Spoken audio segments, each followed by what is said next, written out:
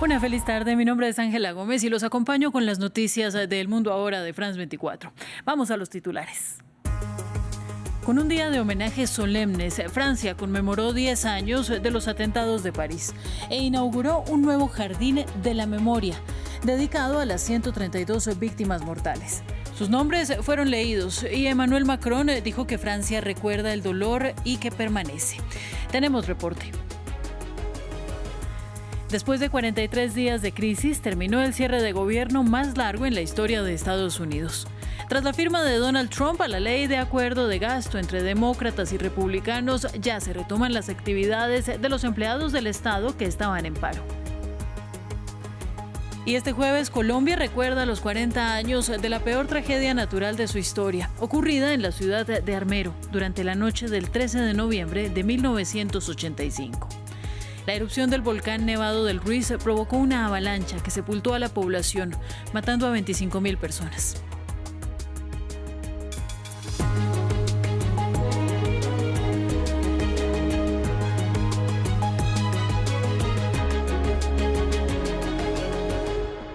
Comenzamos con las conmemoraciones en París. En Francia fue un día de ofrendas y discursos políticos por las 132 víctimas del 13 de noviembre hace una década.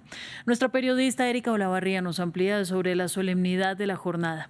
Saludo para ti, Erika. ¿Cómo se vivieron los homenajes por este 10º aniversario de los atentados en París?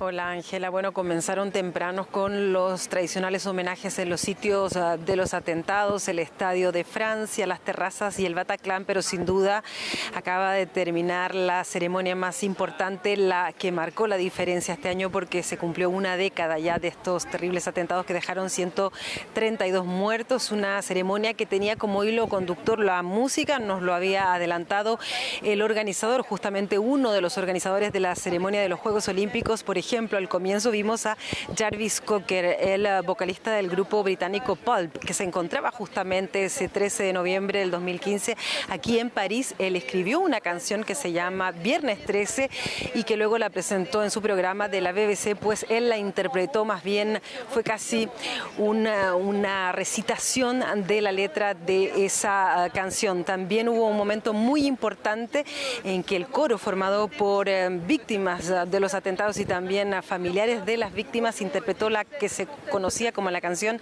de los vivos, porque hubo una canción de los muertos cuando se leyeron los nombres de los fallecidos y se vieron sus fotos proyectadas con un espectáculo de luces, pues luego hubo esa canción de los vivos interpretada con el cantante justamente de Eagles of Death Metal, el grupo que tocaba en la sala de conciertos Bataclan, Jesse Hugh, que recordemos siempre ha tenido gestos con las víctimas desde el día de los atentados, luego volvió a tocar a París. Para él era un deber y en un caso concreto que conozco, él, por ejemplo, hizo los coros de las canciones de un grupo de una de las personas que falleció en la sala de conciertos Bataclan. Hubo también momento para los discursos, los dos presidentes de las dos asociaciones, una de ellas 13, 11, 15, es la asociación más bien de los padres de las víctimas, una asociación formada por personas más bien mayores de edad. Ellos destacaron justamente, bueno, esta conmemoración,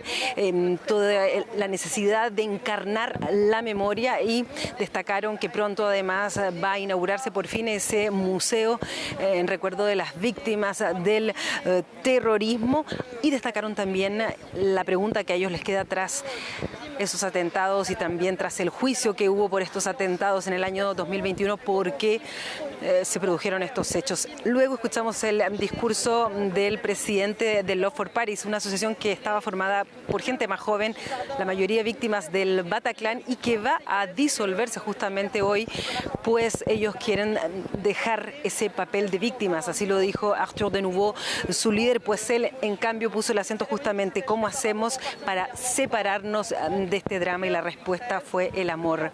De la alcaldesa de París podemos destacar que ella volvió a recordar por qué París fue blanco de estos atentados, porque es una ciudad que ama la diversidad, porque es una ciudad que disfruta con un concierto, con una terraza que vibra y que aprecia las diferencias, y destacó la alcaldesa cómo la ciudad se puso de pie y cómo se sigue poniendo de pie. Y finalmente ese único discurso de Emmanuel Macron, recordemos que nunca un presidente había participado de estas conmemoraciones, pues él, como nos tiene acostumbrados a esos discursos con muchas metáforas, con alegorías más bien poéticas, recordó también, dijo que quería buscar el sentido de lo que habían sido estos ataques, dijo que el yihadismo lamentablemente seguía existiendo, que Francia había hecho mucho y que su gobierno, pero en general el país había hecho mucho para combatirlo, pero que sigue existiendo. Ahí él enumeró las medidas, cómo se ha aumentado el presupuesto, cómo se han publicado reglamentos, ¿no es cierto?, a nivel europeo, pero también se ha reforzado todo el arsenal legislativo en Francia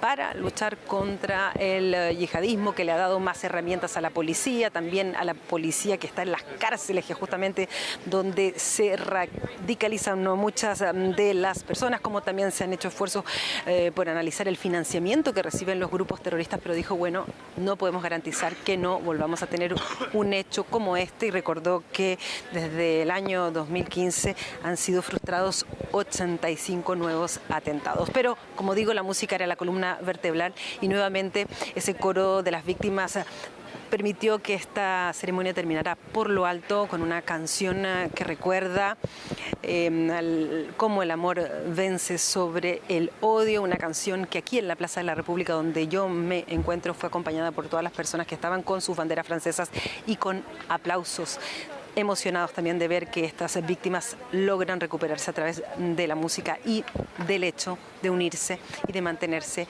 encarnando justamente esa esperanza. Bueno, Erika, gracias. Y la noche del 13 de noviembre de 2015 vamos a recordar los hechos. 3 comandos terroristas atacaron la capital francesa en una operación sin precedentes. Embates suicidas, tiroteos indiscriminados y tomas de rehenes. El resultado, 132 muertos y cientos de heridos. Repasamos lo ocurrido en este informe. Un instant. Il y a une bombe, elle explose. Wow, on dirait du Stade de France. Oh là là. Deuxième explosion, Stade de France. Deuxième explosion, courez. Barrez-vous. Il y a des attentats. Explosiones en las inmediaciones del Stade de France, 3 en total, a partir de las 9:17 de la noche. Los momentos de horror acababan de comenzar. François Hollande asistía al partido amistoso entre Francia y Alemania y fue evacuado. Entonces se descubrió la situación en París. Los distritos 10 y 11 de la capital fueron blanco de ataques, tiroteos indiscriminados en terrazas de cafés y restaurantes, como en Le Petit Cambodge y Le Carillon, en la calle Alibert. En ese momento veo un vehículo con un tipo encapuchado de negro que disparaba así. La misma escena se repitió unos minutos más tarde en el bar La Bombière y luego en la Belle Équipe. Decenas de clientes y transeúntes fueron arrollados, pero la operación más grave aún no había comenzado. A las 9:49, mientras 1.500 personas asistían a un concierto de rock en la sala Bataclan, 3 asaltantes irrumpieron y abrieron fuego. Un periodista del diario Le Monde, vecino del lugar, grabó esta escena surrealista. Algunos espectadores intentaron huir por una puerta trasera, otros se colgaron de las ventanas. En el interior, muchos se escondieron en habitaciones pequeñas. Luego, 2 policías de la Brigada Anticriminalidad, los primeros en llegar al lugar, entraron y abatieron a uno de los terroristas en la planta baja. Recibieron disparos de los otros 2, atrincherados en la planta superior con rehenes. Los policías de la Brigada de Búsqueda e Intervención y el RAID tomaron el relevo. Una vez asegurada la planta baja, los sobrevivientes salieron, con el rostro aturdido, a veces ensangrentados, en estado de shock. Lo vi disparar contra la multitud, lo vi disparar contra personas que estaban en el suelo, y eso no es algo que uno quiera ver en la vida. Estábamos apilados los unos sobre los otros, acurrucados, escuchando los disparos de las Kalashnikov, como si estuvieran torturando a la gente. La gente sufría porque les estaban disparando. Era una carnicería, una masacre, había muertos por todas partes. El reloj avanza. Cerca de la medianoche, el presidente François Hollande, serio y visiblemente emocionado, se dirigió a su pueblo. Mes chers compatriotes, Queridos compatriotas, en estos momentos en que me dirijo a ustedes, se están produciendo atentados terroristas de una magnitud sin precedentes en el área metropolitana de París. Hay varias decenas de muertos, muchos heridos. Es una atrocidad. Poco antes de las 12:30, separados de los rehenes y los terroristas por una puerta, y tras intentar negociar durante mucho tiempo, los policías de la Brigada de Búsqueda e Intervención lanzaron un asalto. Hacia las 12:18 nos dimos cuenta de que había que darse prisa porque se estaban poniendo muy nerviosos, amenazaban con detonar las bombas, así que pasamos al ataque. El primer equipo abrió la puerta y nos encontramos frente a una veintena de rehenes aterrorizados, con los 2 terroristas detrás que abrieron fuego inmediatamente. En un momento dado el escudo cayó hacia adelante, ya que llegábamos a una especie de escalera. Los 2 primeros del equipo vieron una sombra a la que dispararon y casi simultáneamente se produjo una explosión. Los 2 terroristas habían muerto. Eran las 12:21 de la noche, la operación había terminado, fue el final de 3 horas sangrientas. París y Francia nunca habían sido atacadas de esta manera. Y sobre este, que es nuestro tema del día, hablaremos en contexto. Y para ello la voz encargada es la de Patricio Peralta, con informaciones adicionales en el análisis de este día. Patricio, saludo para ti. ¿Qué tal, Ángela? Buenas tardes. Buenas tardes, Patricio. Los atentados del 13 de noviembre, Francia vivió cambios importantes en temas de seguridad y todo parte del estado de emergencia. Cuéntanos tú. Así es, el entonces presidente François Hollande decretó un estado de emergencia para contrarrestar justamente todos los atentados y lo que se estaba derivando de estos hechos ocurridos el 13 de noviembre. Pero esa medida modificó la forma en que Francia combate hasta el día de hoy el terrorismo. Empecemos con la creación de esta figura, ¿no?, del estado de emergencia, que se instaura a inicios de la Guerra de Argelia en 1955. Fue utilizada en varias ocasiones, en varios momentos durante este conflicto, el de Argelia, entre 1961 y 1962. También en las protestas de Nueva Caledonia en 1984. Y nuevamente se utiliza en los disturbios de barrios periféricos de las grandes ciudades en Francia en el 2005. Ahora, ¿qué permite el estado de emergencia? Bueno, se refuerzan los poderes de las autoridades civiles y se restringe ciertas libertades públicas o individuales. Principalmente amplía los poderes del Ministerio del Interior y de los prefectos, que son los representantes del Estado en un departamento.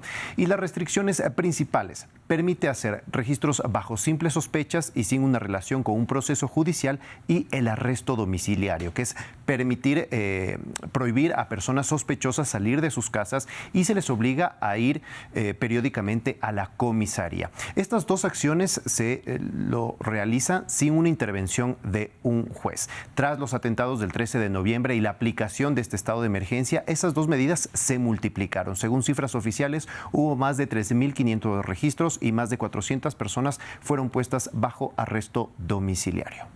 A finales de noviembre, esta medida se prorrogó 3 meses más. Así es, y fue entonces cuando empezaron los cuestionamientos justamente a su uso. Un grupo de organizaciones cuestionó que se otorgue poderes tan amplios con una base tan simple como la sospecha. Sin embargo, la medida se extendió. A mediados de 2016, el presidente Hollande aseguró que la medida sería levantada, pero fue prorrogada tras el atentado de Niza el 14 de julio de 2016. Human Rights Watch alertó sobre esta extensión del estado de emergencia. Amnistía Internacional está preocupada por el hecho de que los criterios vagos en los que se basan las autoridades para imponer órdenes de arresto domiciliario haya dado lugar, en algunos casos, a que la medida se aplique de manera arbitraria, basándose en pruebas endebles en el mejor de los casos y de manera discriminatoria contra personas consideradas radicalizadas por sus creencias y prácticas religiosas. Bueno, teníamos lo que comunicaba justamente Amnistía Internacional. Una de las medidas, por ejemplo, es que permite a la policía incautar datos de ordenadores y teléfonos móviles, una facultad que la máxima autoridad judicial del país había eliminado de una versión anterior por considerarla constitucional. Esto entre las medidas que podían hacerlo mientras estaba vigente el estado de emergencia. También se triplicó la duración del arresto domiciliario, pasó de 1 mes a 3 meses. Amnistía Internacional registró registró justamente el caso de Claire, una mujer que le dictaron arresto domiciliario. El Ministerio del Interior justificó la medida afirmando que ella llevaba el velo, que era una salafista radical y que había fundado una asociación salafista y que estaba casada con un hombre predicador que había viajado a Yemen. La mujer nunca utilizó velo y no estaba casada con él. Ella explicó todo esto a Amnistía Internacional y dijo que si bien es el padre de su hija, el sujeto vivía en otra región y no tenía ningún vínculo. Se levantaron finalmente las restricciones en su contra casi un mes después, luego de presentar pruebas, incluso fotografías en donde ella demostraba que no utilizaba el velo y pues que eso lo habían dicho. Human Rights Watch en su informe señalaba esto. El Parlamento aprobó una ley que amplía las ya amplias facultades policiales de registro, incautación y detención. La ley también endurece significativamente varias disposiciones relacionadas con el terrorismo en las leyes y el Código Penal franceses, sin otorgar tiempo suficiente para una revisión sustancial por parte del Parlamento o de organizaciones no gubernamentales. Ese año ya se introdujeron en el derecho común medidas inspiradas en el estado de excepción, que terminó finalmente el 1 de noviembre de 2017. Bien, y con ello se introducen oficialmente medidas excepcionales al régimen común. Así es, con la Ley de Seguridad Interior y Lucha contra el Terrorismo, aprobada el 30 de octubre de 2017, que incorpora al derecho común, como les comentaba, disposiciones que hasta entonces estaban reservadas al estado de emergencia. El gobierno lo justificó como justo equilibrio entre libertad y seguridad. Bueno, ¿de qué trata esta nueva ley y cuáles son estos cambios que se introducen? Pues que los prefectos puedan, sin autorización judicial previa, ordenar a un sospechoso que no salga de un municipio en un periodo determinado. Facilita los registros domiciliarios, establece también perímetros de protección en lugares de concentración ciudadana, como conciertos o estadios, por ejemplo, y donde puede realizar controles a quienes ingresan. Otra disposición también, que los prefectos pueden disponer sin orden judicial el cierre de lugares de culto que se consideren incitan al odio. Permite también restringir los movimientos de sospechosos. Antes se limitaba al arresto domiciliario, ahora se amplía a la comunidad para que el gobierno dijo puedan ir a sus trabajos. O también que se utilice el dispositivo electrónico, un grillete, por ejemplo, y se extiende el control de identidad en las fronteras y en puntos como puertos y aeropuertos. Entonces, ¿en qué derivó esto? Comparándolo, antes de 2015, las únicas medidas administrativas a las que podían estar sujetos los ciudadanos franceses eran la congelación de activos y la prohibición de salir del territorio. Ahora, estas medidas individuales de control administrativo y vigilancia, como les comenté, son varias y amplias. Pues bueno, Patricio, muchas gracias. Esto nos amplía mucho el panorama de cómo se ha transformado el país a raíz de este que, pues yo diría, es un evento canónico para Francia. Así es, Ángela. Muchísimas gracias, Patricio. A ti, ya nos vemos. Vamos a continuar con más noticias. En Alemania, conservadores y socialdemócratas llegaron a un acuerdo para someter a voluntariado el servicio militar. Pero en caso de no llegar al objetivo de efectivos, podría entrar en vigencia la obligatoriedad. En Alemania, conservadores y socialdemócratas se unieron por una causa y el resultado se sentirá en las bases militares alemanas. A partir del 1 de enero de 2026, hombres y mujeres que tengan más de 18 años recibirán una misiva del gobierno y solamente los hombres tendrán la obligación de responder y someterse a un examen médico para evaluar su aptitud física y mental. A partir de ahí, ir al ejército será voluntario, pero tendrá una serie de beneficios. Me gustaría destacar una vez más que el personal militar voluntario que se incorpora a nuestras filas tendrá unos ingresos brutos de alrededor de 2.600 euros. En función de la duración del servicio, algunos recibirán una subvención para obtener el permiso de conducir, ya sea para automóvil o camión. Auch die Truppe dann, wenn es in die Reserve geht. Also insgesamt ein rundes, atractives Paket. Una iniciativa que sirve a los países vecinos como experimento. Estoy en estrecho contacto con Sebastián Lecornu y su sucesor, y por supuesto con el Reino Unido y otros países. Todos están observando lo que hacemos y nuestro modelo de reclutamiento es bastante moderno. Podría servir de ejemplo para otros países. El gobierno alemán busca aumentar el número de efectivos militares a 260.000 para el año 2030, un objetivo que viene auspiciado por los llamados de la OTAN a fortificar la coalición. Por ello, su secretario general reaccionó de forma positiva al anuncio de Berlín. Como saben, cada país decide por sí mismo cómo abordar la cuestión de conseguir suficientes hombres y mujeres para el ejército, pero me alegra mucho saber que la coalición aquí en Alemania ha acordado, según tengo entendido, un camino a seguir, y eso es muy importante, que haya un acuerdo político. Una decisión que busca convertir la Bundeswehr en el ejército más fuerte de Europa ante la presión de Estados Unidos para una mayor contribución militar y las amenazas aseguran que llegan desde el Kremlin. En Estados Unidos, los trabajadores federales volvieron a sus puestos después de que se levantara el cierre de gobierno. En 43 días, algunos buscaron otras formas de subsistencia. Ramiro Cueva Barberena nos amplía. Luego del fin del shutdown, los trabajadores retoman su normalidad. Los empleados estatales regresaron a la oficina este jueves. En estos 43 días, donde los salarios estuvieron congelados, algunos oficinistas debieron recurrir a alternativas para ganarse la vida, como fue el caso de Isaac Stein, trabajador federal del Servicio de Impuestos Internos, el IRS, quien montó un carrito de perros calientes. Tengo muchísimas ganas de volver al trabajo cuanto antes. Muchos empleados federales se han acercado a mi puesto, mis compañeros del IRS y del Tesoro, que son geniales. Vinieron en un grupo numeroso y también gente de otro edificio del IRS que vino a mostrarme su apoyo. Todos se han portado de maravilla conmigo. El retorno laboral también arrojó escenas como este empleado federal retirado en Atlanta, quien fue al Centro para el Control y la Prevención de Enfermedades para expresarle su apoyo a los trabajadores. Es estupendo que puedan volver, es estupendo que vayan a recibir el salario atrasado, pero se interrumpe el trabajo. Hay cosas que no se podrán hacer porque el trabajo se interrumpió y creo que hay mucha gente que no considera importante el trabajo del gobierno. Simplemente no se dan cuenta de todo lo que sucede ni del impacto que puede tener. Ahora, con el retorno del funcionamiento gubernamental, la expectativa está puesta en que se puedan normalizar a contrarreloj asuntos como los servicios esenciales para el transporte aéreo o la ayuda alimentaria para millones de familias en una época de alto consumo por el Día de Acción de Gracias y la temporada navideña. Y Colombia conmemora el aniversario de la tragedia de Armero luego de 40 años de la avalancha que sepultó un pueblo entero, dejando 25.000 fallecidos. Las víctimas persisten y reclaman que el Estado colombiano asuma responsabilidad.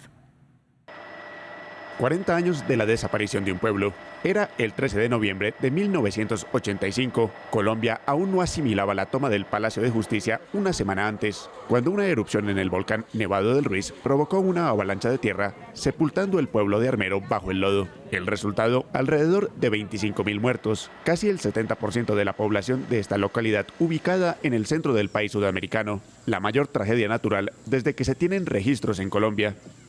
No hay dolor como nuestro dolor.